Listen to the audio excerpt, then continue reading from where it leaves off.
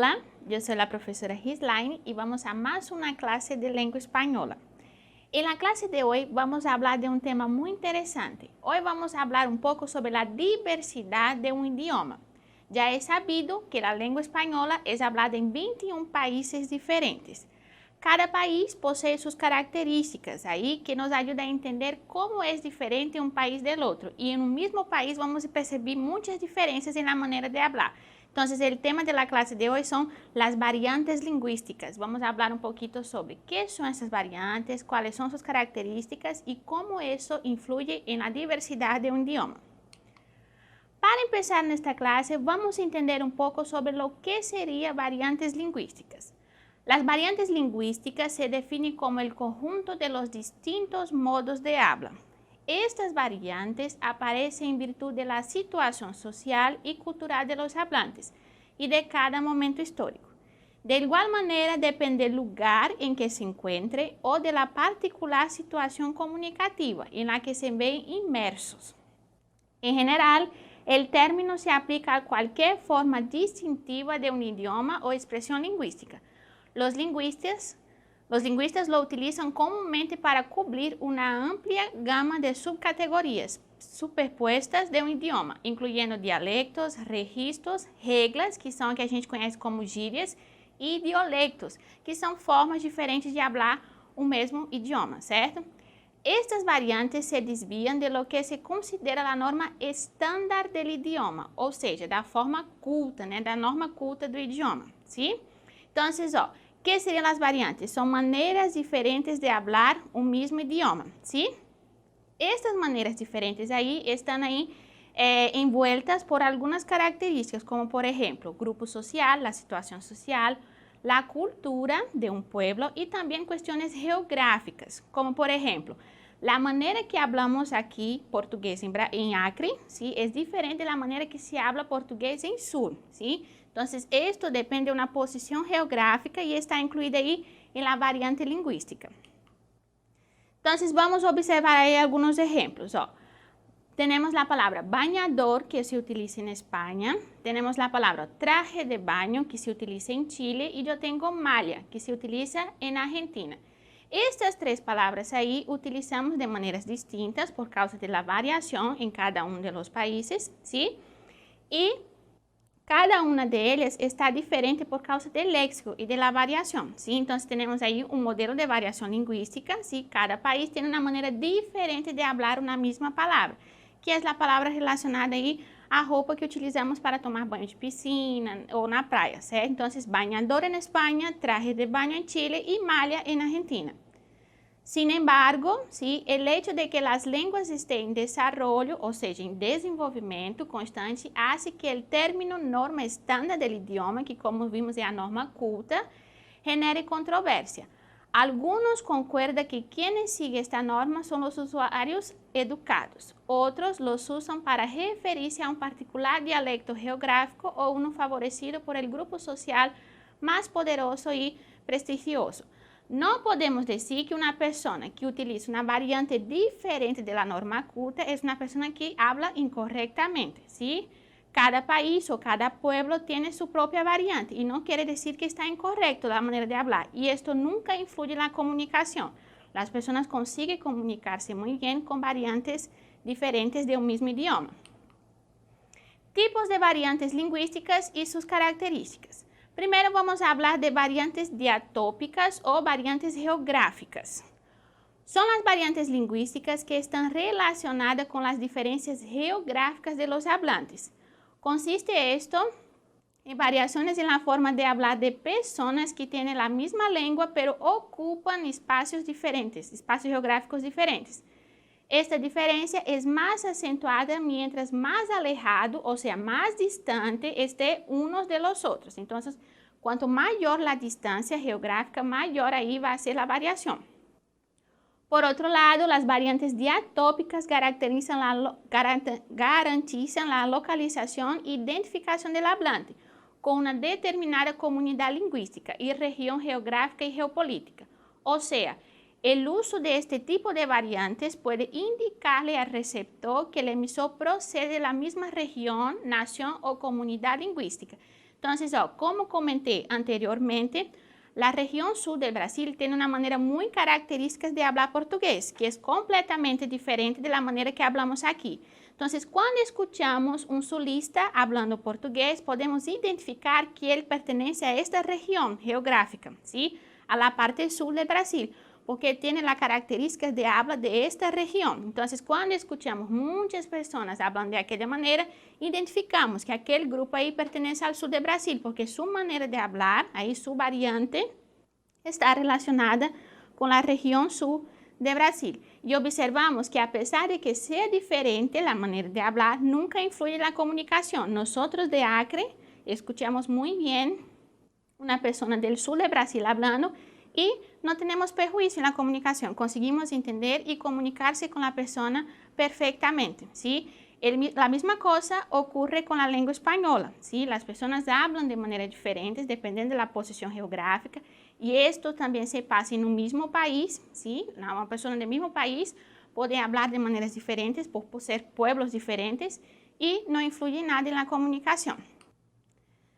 Términos diferentes con significados similares.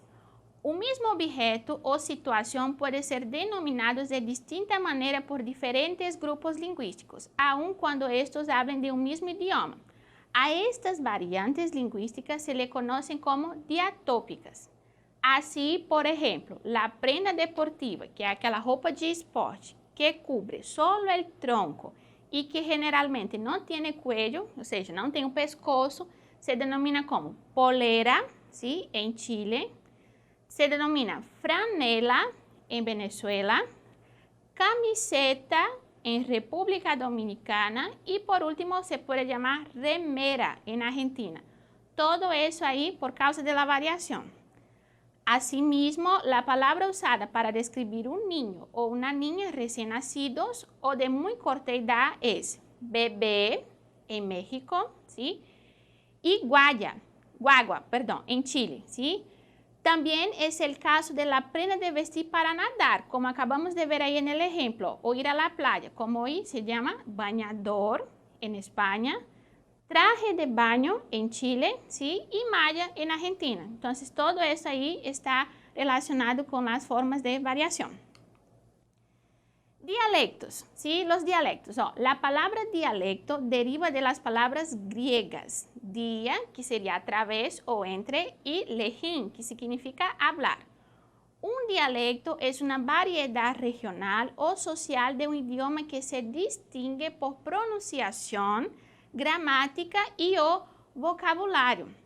Generalmente, estas son variantes lingüísticas que se presentan entre los hablantes de una misma nación. Entonces, generalmente los dialectos vamos a encontrar en un mismo país, ¿sí? Constituyen toda una estructura formal que abarca significados y hasta la pronunciación y entonación al hablar. Todos los hablantes de un dialecto en particular asumen esta estructura completamente y esto los diferencia de otras regiones, ¿sí? Es el mismo caso como les hablé de diferentes formas de hablar en un mismo país, como hablé del sur de Brasil o de otras regiones como Nordeste, ¿sí? Vamos a tomar un ejemplo ahí. Yo tengo una frase en español que decimos, yo me llamo Gislaine, ¿sí? Esta misma frase, dependiendo del dialecto, puede ser pronunciada o entonada de maneras diferentes. Yo puedo decir, generalmente los argentinos pronuncian, yo me llamo Gislaine, ¿sí? También se puede decir, yo me llamo Gislaine, ¿sí? Entonces ahí está relacionado con la manera diferente de entonar o de pronunciar la lengua española, ¿sí? Variantes sociales o diastráticas, ¿sí? Las variantes diastráticas son aquellas variantes lingüísticas relacionadas con las diferentes clases sociales en las que se desenvuelven los individuos.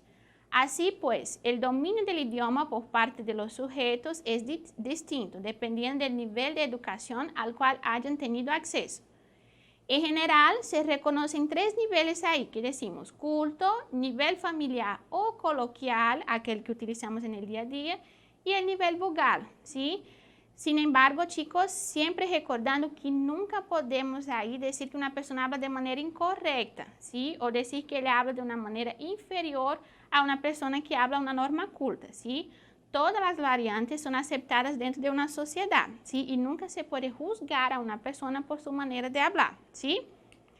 Muy bien, entonces vamos a observar más algunos ejemplos que podemos utilizar ahí en la lengua española, dependiendo de la variación dentro del léxico, de diferentes palabras, ¿sí? Entonces, o carro, que conhecemos na língua portuguesa, pode chamar-se auto em Argentina, coche em México, podemos dizer também coche em Espanha, carro em Venezuela e auto também em Peru, certo? A palavra bolo, que conhecemos na língua portuguesa, se diz torta em Argentina, pastel em México, tarta em Espanha, torta em Venezuela e queque em Peru. A pepeta ou papagaio, que também é uma palavra que possui muita variação aí na língua portuguesa, pode ser chamado barrilete em Argentina, papalote em México, cometa em Espanha, papagaio em Venezuela e cometa em Peru, certo? O morango, né, nossa fruta morango, a gente pode chamar frutilla em Argentina, fresa em México, fresa também em Espanha, fresa em Venezuela e fresa em Peru, certo? Os feijões, né? Feijões a gente chama poroto em Argentina, frijol em México, judía em Espanha, carota em Venezuela e frijol em Peru. As ervilhas pode ser chamada de arvejas em Argentina, chícharos em México, guisantes em Espanha, pois em Venezuela e arvejas em Peru. A pipoca, na língua portuguesa, eu posso chamar de pochoclos em Argentina, palomitas de maíz em México, palomitas em Espanha, cotufas em Venezuela e chanchitas em Peru. E por último, o abacate, né? Eu posso chamar de palta em Argentina, aguacate em México, aguacate também em Espanha, aguacate em Venezuela e palta em Peru, certo? Então, aí temos alguns dos exemplos das variantes dentro do campo lexical da língua espanhola, ¿sí? Muy bien, ahora vamos a resolver algunas actividades y decir si es verdadero o falso cada una de las afirmaciones que tenemos ahí. Primero, las variantes lingüísticas se definen como el conjunto de los distintos modos del habla. Ahí es verdadero, son diferentes maneras de hablar que encontramos en un mismo idioma.